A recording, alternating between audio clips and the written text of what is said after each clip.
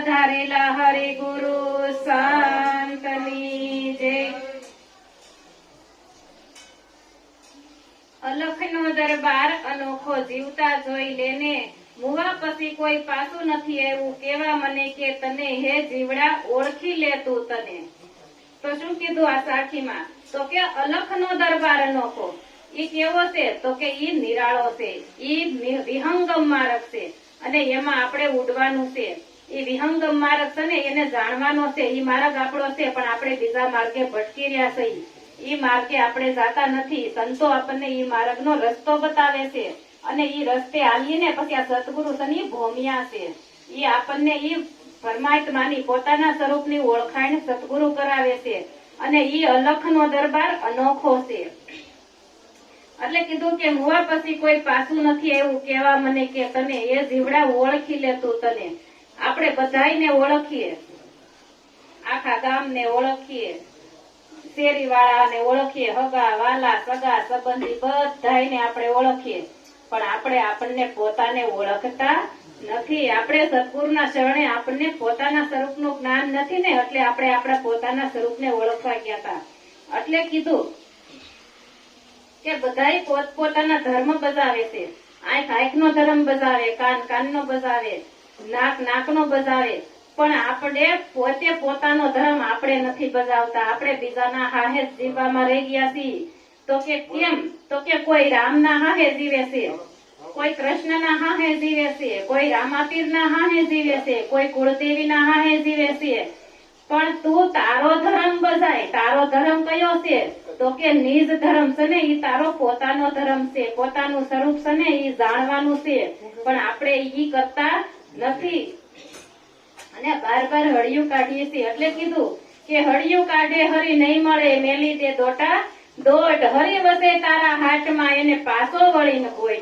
બાર બાર ભટકીએ, કાશીએ જાય, મથુરા જાય, ગંગાજીએ નાવા જાય, પણ તોય હરી જડતા નથી, હરીનું મુખડું મળતું નથી। એટલે એક કીધું પ્રભાત મહારાજે, ઉપવાસ કરી તન ગાળું, કર દીવડા ઘી બહુ બાળું, તોય હરી મુખડું ન ભાળું રે, પાયે પડું છું। ઉપવાસ ઘણાય કર્યા, તન તોડ્યા, ઘણું ઘી બાળું, દીવા કર્યા, પણ તોય હરીનું મુખડું જોયું નહીં। એટલે એ હરીનું મુખડું ક્યારે જોવા મળે? તો કે તું તને પોતાને ખોળ ને, તો પછી હરી સેજ નહીં, હરીને ખોળવા વાળો તું પોતે જ છો, તારા સિવાય બીજો કોઈ નથી। પણ આ સતગુરુના શરણે જાય ને તો ખબર પડે, કારણ કે આપણે માનવી હતા, નવી નવી માને પેટે અવતાર ધર્યા જ રાખતા હતા, જન્મ મૂન મરવું, જન્મ મૂન મરવું, એ આપણે 84 લાખ યોનીમાં ભટકતા હતા, પણ ગુરુના શરણે ગયા ને એટલે ગુરુ મહારાજે માનવ બનાવી દીધો। માનવ કેતા માં નહીં, પછી એને જન્મ મરણ જ નથી તો માં કેમ હોય? પછી એ અજર અમર થઈ ગયો, અવિનાશી પોતે છે। એટલે કીધું કે પોતાના સ્વરૂપને ઓળખે ને પછી એને બીજું કાંઈ કરવાનું રહેતું નથી, એને જન્મ કે મરણ હોતું નથી। એ અલખનો દરબાર પોતાને મળી ગયો અને પછી એ સુરતા પોતાના પિયુ સાથે જ માલે છે, પછી એને બહારનું ભટકણ કાંઈ રહેતું નથી। અલખનો દરબાર અનોખો જીવતા જોઈ લેને, મુવા પછી કોઈ પાછું નથી એવું કેવા મને કે તને એ જીવડા ઓળખી લેતું તને પોતાને જ ઓળખવાનો છે, પણ તું બાર બાર બીજાને ઓળખવામાં રહી ગયો। રામને ઓળે, કૃષ્ણને ઓળે, તો આપણને ગુરુ મહારાજે એમ નથી કીધું કે રામને ઓળે, કૃષ્ણને ઓળે, તું તને ઓળે, તને તારા પોતાની જ ઓળખાણ કરાવી છે, પણ આપણે બીજાની ગોતવામાં રહી ગયા ને એટલે પોતાનું દર્શન ક્યારેય થતું નથી। એટલે કીધું એનું રૂપ કેવું છે એ જોઈ શકાય એવો નથી, અને એ આપણે ઘાટમાં ગોતીએ છીએ પણ ઘાટમાં કોઈ દી જડશે નહીં। એટલે એક વાણીમાં આગળ મેં ભવાનીદાસની વાણી બોલી ને એમાં કીધું કે ન જોવાય રૂપ એનું નો લેવાય પાર, નો લેવાય પાર, કહો તો કેવાય નહીં ને બોલે ભાવને બાર, તમે જોશો રે આમાં જંતરીનો બજાવનારો કોણ છે? એનું રૂપ જોઈ શકાય એવું નથી. ઈ અરૂપ છે, એનો પાર પામી શકાય એવું નથી. ઈ અમાપ છે, તો એને માપવો કેમ? એનો પાર પામી શકાય એવો નથી. એના ગુણ ગાવા જાવ ને તો અહીંયા વાણી વિરામ પામે છે. ઈ નિર્વાણ પદ છે, એને જાણવાનું છે. એટલે એનો પાર પામી શકે નહીં. આ 52 તત્વનો દેહ છે ને એથી પર છે. 52 થી બહાર બોલવા વાળો છે ને ઈ આ 52 તત્વ થી બારો છે.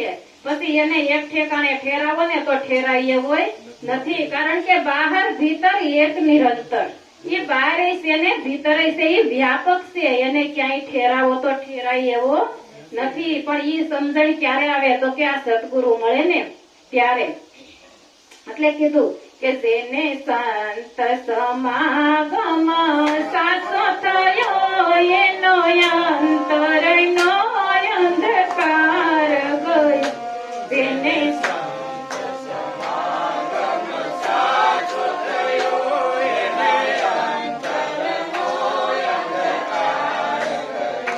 જેનો સંત સમાગમ સાચો થયો એને અંતરનો અંધકાર ગયો.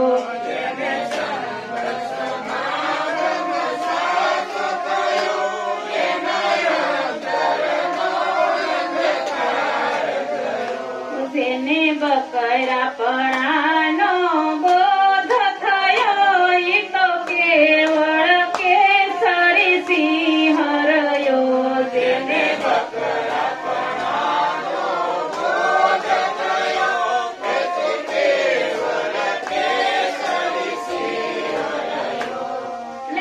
કે જેને બકરાપણાનો બોધ થયો એ તો કેવળ કેસરી સિંહ. પછી ઈ સિંહ છે, સિંહ હતો જ પણ એ પોતાનું સ્વરૂપ ભૂલી ગયો તો અને પોતે જીવ દશામાં આવી ગયો તો. એટલે એ પોતે જીવ દશા હતી ને એટલે એને એમ હતું કે હું જીવ છું, હું આવું છું, હું જાઉં છું, હું જન્મું છું. એવી એને ભ્રાંતિ થઈ હતી. આપણને મોટામાં મોટી ભ્રાંતિ છે ને એ જીવ દશા છે. એ જીવ દશા છૂટે ને તો શિવ તું પોતે છો. પછી શિવને બનાવતા નથી, સદગુરુ શિવ બનાવતા નથી, શિવ જ હતો.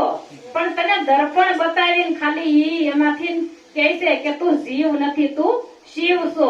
જીવ માંથી શિવ બની શકતો નથી. કારણ કે તું હતો જ તો હતો, એને કઈ બનાવવો પડે એમ નથી. એ તો વ્યાપકમાં હતો જ પણ તને ભ્રાંતિ થઈ હતી.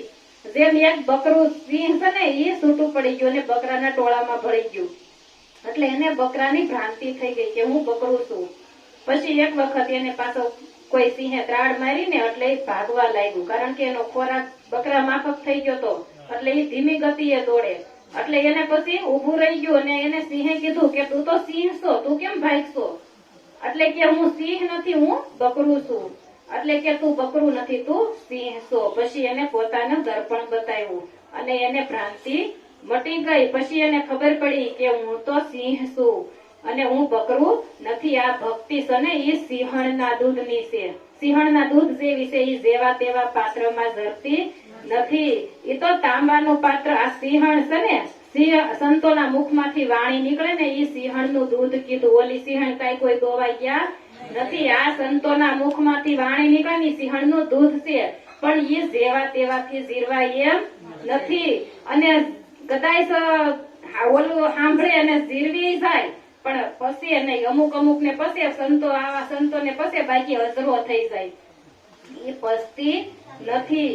એટલે કીધું કે અજરા કાયસરિયા ન જાય એવા અજરા કાયસરિયા ન જાય. સંતો ભાઈ અજરા કાયસરિયા ન જાય. આ અજરા ન જાય ને ધીમે ધીમે થોડો થોડો કરીને પછી આપણે એક ધારા સોટી પડીએ ને તો પછી અખો આવી જાય. અખો આવે એટલે કે આમાં ઓલા આખાની વાત નથી. પછી એક ધારા જાય ને સાંભળે ને પછી એને એમ થાય કે ત્યાંથી ડગી જાય છે, ડૂકી જાય, આવતા બંધ થઈ જાય. પણ આ ધીમે ધીમે તમે એમાં રસ પીધા રાખો ને તો એ જરી જાય છે અને એમાં તમને ભાવ રહેશે. અને ઓલો ભાવ ઘટી જાય. કારણ કે પરાયણની ભક્તિ નથી, આ તો ભાવની ભક્તિ છે. ભાવ હોય ને તો ભક્તિ થાય.